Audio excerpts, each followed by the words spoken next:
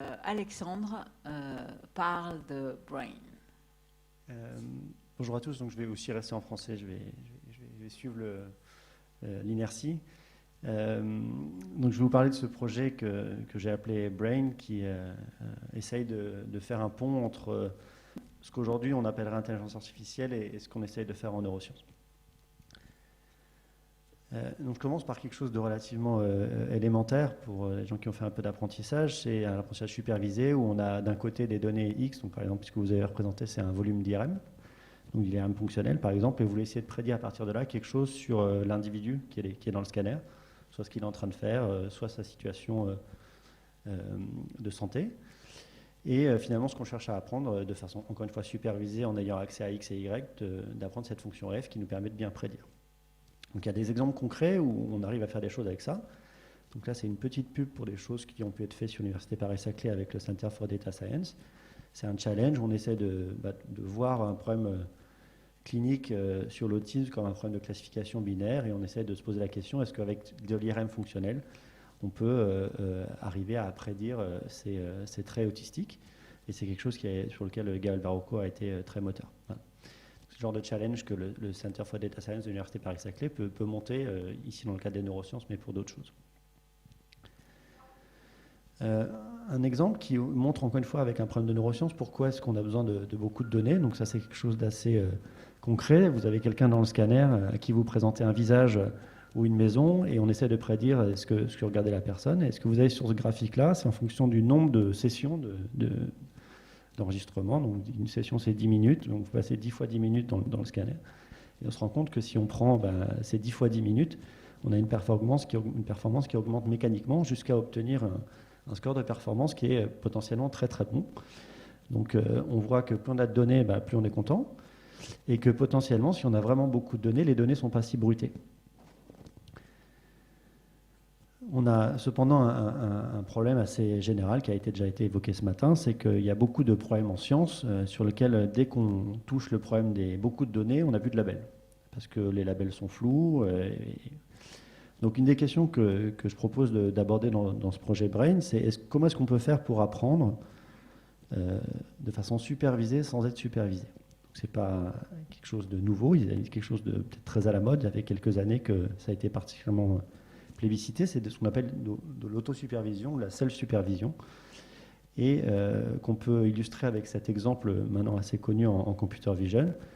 Vous prenez une image, vous la coupez en morceaux, donc c'est Jigsaw Puzzle, je ne sais pas comment, un jeu de taquin, vous prenez les morceaux et puis vous les permutez, puis vous demandez à un algorithme d'apprentissage d'inverser la transformation et quelque part de retrouver que la tête du tigre est en haut, à droite, que les pattes c'est en bas, donc finalement on essaie de retrouver une représentation latente qui a du sens, en essayant finalement de retrouver la structure intrinsèque des données en ayant appliqué cette transformation. Donc ces notions de tâches prétextes qui permettent d'apprendre des représentations, ça a été utilisé dans pas mal d'endroits, donc c'est très connu en traitement naturel des langues. Word2Vec, c'est des choses qui sont inspirées dans des choses comme ça. On va utiliser la structure intrinsèque pour superviser l'apprentissage, et il y en a encore d'autres exemples. Donc une question qu'on peut se poser, c'est finalement comment est-ce qu'on peut utiliser ces techniques de self-supervision ou de supervision auto-supervision. Donc dans un cadre de signaux physiologiques, donc ça c'est des données d'EEG de sommeil. Donc vous faites dormir les gens et puis vous les mesurez, leurs activités cérébrales pendant qu'ils dorment. Puis vous proposez une tâche de self-supervision. Et donc là, ce que je vous montre, c'est la représentation qui est apprise avec une tâche de self-supervision. Ce que vous avez, chaque point, donc je ne sais pas si vous voyez bien les couleurs dans le diagramme de gauche. Si vous êtes dans du bleu, vous êtes réveillé. Si vous êtes dans du vert foncé, vous êtes très bien endormi. Et finalement, quand vous faites une nuit de sommeil, vous vous baladez le long de ce nuage de points. Et donc finalement, on apprend une sorte de structure géométrique des ondes cérébrales pendant le sommeil, de façon complètement non supervisée par l'homme, mais supervisée par la structure intrinsèque des données. Et puis on a d'autres effets qui sont aussi intéressants, comme vous allez à droite. C'est que finalement, quand vous vieillissez, vous dormez moins bien. Donc ça, je pense qu'on l'apprend tous plus ou moins violemment. Mais on voit, par exemple, dans les ondes cérébrales pendant le sommeil, qu'il y a des effets de tranche d'âge, et on se rend compte que ces techniques-là, que c'est un résultat préliminaire, on voit bien que selon l'âge que vous avez, vous ne vous situez pas exactement au même endroit dans le nuage de points et dans le manifold. Donc ça montre quelque part qu'on est capable d'apprendre une structure latente qui a un sens potentiellement clinique, et ici qu'on est capable de bien caractériser. Donc, quelles sont les tâches qu'on peut imaginer faire sur des données de neurosciences? Donc, on ne va pas faire des jigsaw puzzles sur de l'EEG ou de la MEG. Donc, c'est un des enjeux de trouver des bonnes tâches qui permettent de faire de l'autosupervision sur ces données-là.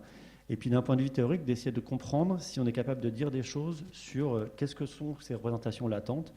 Et ça, c'est relié à des résultats récents en séparation de sources aveugles, donc ICA, Independent Component Analysis, non linéaire. Et donc là, on commence à voir empiriquement que certaines tâches nous permettent de démixer des mélanges complètement non linéaires et donc finalement d'identifier des mélanges complètement non linéaires avec des techniques de self-supervision. Donc juste pour vous donner une intuition, un truc très très bête, ce qu'on peut faire, c'est on prend deux fenêtres de EEG de sommeil et puis on se pose la question, on demande à un réseau de neurones convolutifs de prédire est-ce que les fenêtres sont proches dans le temps ou est-ce qu'on est loin dans le temps. Et si vous avez vos cycles de sommeil qui sont relativement lents, si vous dormez normalement, des fenêtres qui sont proches, elles ont tendance à être dans le même stade de sommeil, et quand elles sont loin, elles ne sont pas dans le même stade de sommeil. Donc c'est assez bête comme idée, mais si on fait tourner ça dans un réseau de neurones, ça vous donne le résultat précédent que je vous ai montré. Alors il y a plein d'autres façons de faire. Donc il y a quelque chose qui s'appelle CPC, qui est quelque chose de très populaire aujourd'hui, et qui veut dire Contrastive Predictive Coding. Donc ces approches sont basées sur des méthodes contrastives qu'on cherche à explorer et à caractériser et comprendre quels sont leurs comportements et qu'est-ce qu'on peut dire d'un point de vue aussi théorique. Et donc ça, c'est encore une fois un résultat préliminaire à gauche sur des données d'EEG de sommeil, à droite sur de l'EEG chez des patients. Et si je caricature, si vous apprenez avec 10 points en ayant pré-entraîné avec des tâches self-supervision, vous arrivez déjà à avoir des performances qui sont raisonnables, alors que des approches qui sont complètement supervisées ont besoin de beaucoup plus de données pour arriver à prédire correctement. Donc ce que vous avez RP, TS, CPC, c'est des techniques self-supervised qui n'ont absolument aucun label de sommeil. Il n'y a personne qui a labellisé les données de sommeil et qui donnent déjà des représentations qui permettent d'apprendre avec pas beaucoup de points. Il y a un autre terme que j'ai souligné aussi, c'est le problème d'augmentation de données. Donc il y a quelque chose qui est peut-être un grand classique en computer vision. Comment est-ce qu'on fait pour augmenter des images? On va les faire tourner, on va les étirer, on va les translater. Par exemple, on sait que si on a des images de chiffres, il ne faut pas faire n'importe quoi, parce que si on prend un 6 et on le change à 180 degrés, ça fait un 9, donc ça n'a pas de sens. Donc il y a des choses comme ça, on sait quelles sont les augmentations qui ont du sens ou qui n'ont pas de sens selon la tâche supervisée. Si je vous demande de détecter un triangle dans une image, et votre triangle, vous pouvez faire n'importe quelle rotation pour caractériser un triangle, ça va marcher. Par contre, si vous avez un triangle rectangle ou un triangle équilatéral, si vous le déformez avec une transformation affine, vous avez perdu la géométrie, donc vous ne savez plus faire cette tâche-là. Donc ça veut dire quoi? Selon la tâche que vous avez, selon les données que vous avez, les techniques d'augmentation, elles ne sont pas triviales, et quelque part, la question que je pose, c'est est-ce qu'on peut les apprendre en fonction du problème qu'on a? Donc comment est-ce qu'on fait pour apprendre à augmenter des données de neurophysiologie? Donc pour ça, on peut utiliser la physique du problème, on peut utiliser un certain nombre de choses auxquelles on a accès, et je n'ai pas trop le temps de rentrer dans le détail, mais c'est un des grands chantiers que je vais essayer d'aborder pendant les 4 années qui arrivent. On a un autre problème aussi qui est un grand classique, qui est un problème d'hétérogénéité de données, parce qu'on a des données qui viennent de plusieurs devices, des scanners différents. Les séquences d'acquisition sont un peu différentes, on a plein de variabilités, et on se retrouve dans des situations un peu comme vous avez à droite. Donc ça, c'est un vieux papier de computer vision qui vous montre que si vous apprenez à détecter des voitures sur ImageNet, vous êtes bon pour détecter des voitures à peu près sur tous les datasets que vous avez en bas sur la figure de gauche. Alors que si vous apprenez à détecter des voitures sur Caltech 101, vous êtes très mauvais sur tous les autres datasets. Donc quelque part, la variabilité des datasets et le fait qu'on apprenne d'une certaine façon fait qu'on généralise à travers les domaines, donc les datasets, plus ou moins bien. Donc comment est-ce qu'on fait pour pooler des données hétérogènes de santé en gérant ces problèmes de variabilité? C'est ce qu'on appelle l'adaptation de domaine, et potentiellement de l'adaptation de domaine avec beaucoup de domaines, parce que chaque scanner, chaque site peut être un domaine différent. Voilà, donc ça c'est un résultat préliminaire qui vous montre que sur de l'EEG, quand on utilise des techniques de transport optimal, on peut gagner un petit peu, mais il reste encore beaucoup de travail. Voilà, comment est-ce qu'on peut essayer d'impacter finalement les neurosciences et la médecine avec ce genre de recherche? Donc dans le cadre du projet, il y a une grosse collaboration avec l'hôpital de la Riboisière, et notamment le service d'anesthésie et REA. C'est une collaboration qui qui fait intervenir aujourd'hui Étienne Gaïa, qui est le responsable de la plateforme là-bas, et Denis Singeman et David Sabag. Et on se pose la question de est-ce qu'on peut utiliser ces techniques-là pour prédire la fragilité cérébrale de façon à pouvoir comprendre quels sont les médicaments qu'on peut plus ou moins injecter dans quel volume aux patients. Donc il faut savoir, quand on fait une anesthésie générale, on a des électrodes de EEG qui vous sont posées sur le front. Donc quelque part, on a accès à des données de physiologie qui nous permettraient de monitorer de façon plus fine ce qui se passe. Voilà, il y a aussi d'autres aspects logiciels. Donc moi, j'ai été aussi biberonné à l'open source depuis longtemps. Donc ça fait presque 10 ans que je développe ce projet qui s'appelle MNE, qui permet de traiter des données d'électrophysiologie et maintenant de plus en plus d'autres choses en Python. C'est un des 3 plus gros logiciels utilisés dans le monde académique aujourd'hui et qui est énormément publicité, notamment parce qu'il est écrit en Python et qui permet de faire beaucoup de choses autour de l'apprentissage et du deep learning avec des toolkits comme PyTorch ou TensorFlow qu'on utilise sur les applications que j'ai mentionnées précédemment. Voilà, je vais en conclure, comme ça je vais vous libérer pour aller déjeuner rapidement. Si je résume un peu, j'ai essayé de structurer un peu le projet en grands objectifs. Donc le premier, c'est comment est-ce qu'on fait pour apprendre avec zéro supervision lorsqu'on a des données bruitées et complexes que l'œil humain n'est pas capable de caractériser de façon fine et fiable. Comment est-ce qu'on essaie d'apprendre, je dirais, end-to-end lorsqu'on a peu de données à noter, mais par contre on a un certain nombre de connaissances sur la physique du problème. Et comment est-ce qu'on peut apprendre dans son cadre de domaines variés et qu'on a des données hétérogènes. Voilà. Et puis enfin, ce transfert à travers du logiciel open source et des briques logicielles qui peuvent être intégrées dans des applications tierces et je l'espère, intégrées dans des contextes cliniques. Voilà, au niveau de l'équipe, donc il y a 2 chercheurs permanents de l'équipe qui sont impliqués, donc qui sont Denis Singeman et Thomas Moreau, qui sont aujourd'hui dans l'équipe pariétale, et puis il y a du coup un postdoc et un ingénieur qui seront recrutés, et 3 doctorants, avec aussi une collaboration forte avec l'équipe de la Riboisière. Et puis sur les aspects d'ICA non linéaire, une collaboration qui a maintenant commencé depuis 1 an avec Apo Yvarinen, qui a été financée notamment par Dataya, pour faire un séjour sabbatique en termes de prof pendant quelques temps sur le plateau. Voilà, j'en ai terminé. Merci beaucoup. Et puis, si vous avez des questions, merci.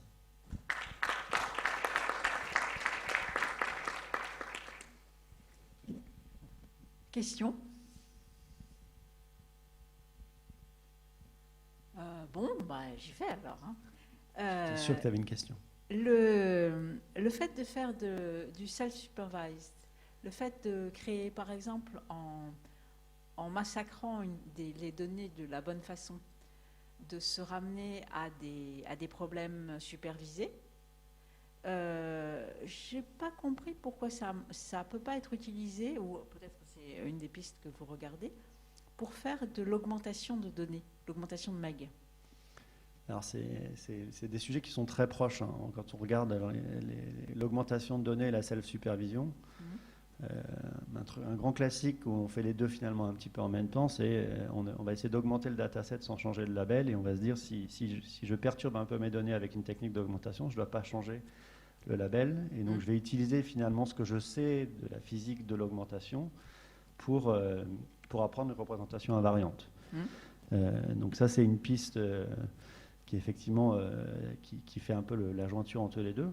Après, les tâches que j'ai montrées en self-supervised, par exemple le fait de prédire que des fenêtres sont loin, ou d'être capable de prédire quelle est la fenêtre d'après, ou parmi les fenêtres possibles, laquelle vient juste après, c'est des choses qui peuvent bénéficier d'augmentation, mais en soi ne l'exploitent pas. On peut mettre de l'augmentation dedans, mais on n'est pas obligé de savoir augmenter les données pour faire ces tâches-là. Oui, absolument. Mais tu vois, j'étais en train de penser par exemple à des techniques qui massacrent les données de façon plus bestiale pour arriver à créer, comme ce qui pouvait être fait par exemple en langage par Colobert, Weston et les autres. Le fait de créer des monstres, par exemple en faisant une épissure dans le signal, en coupant un fragment et en raboutant pour créer une classe monstre, j'avais l'impression que c'était plus immédiatement utilisable pour faire de l'augmentation. Effectivement, les techniques d'augmentation qui commencent à sortir sur de l'EEG font des monstruosités que tu mentionnes, en masquant des bouts de signal, en masquant des fréquences, en permutant des électrodes, enfin, en gros, faisant des stratégies qui corrompent la structure intrinsèque des données de façon à... ça a une forme aussi de rendre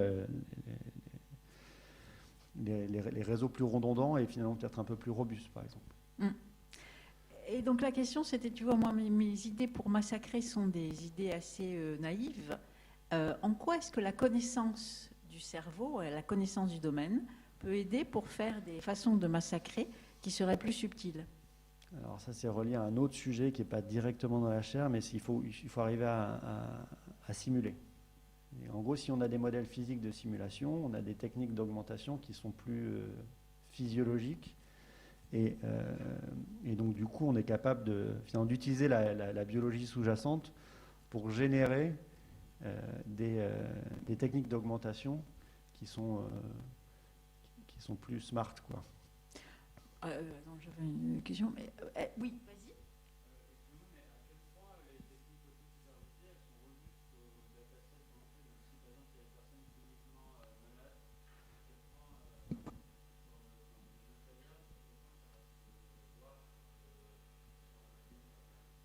Alors, il y a quelque chose d'assez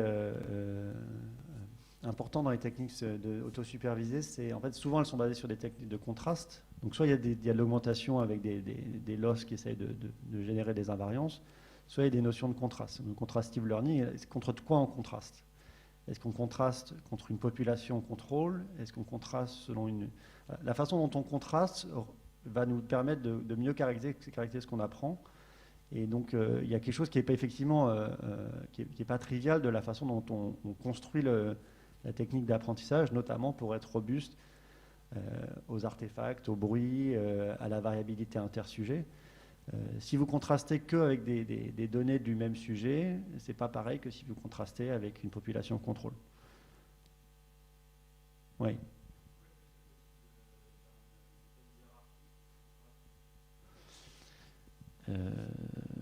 Peut-être.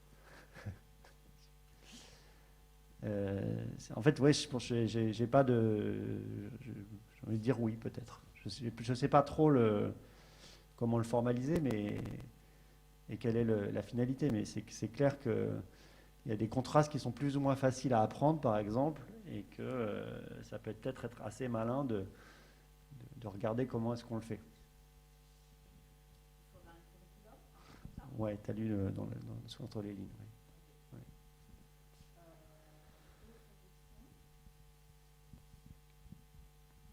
Bon, on va manger. Bon appétit. Merci beaucoup.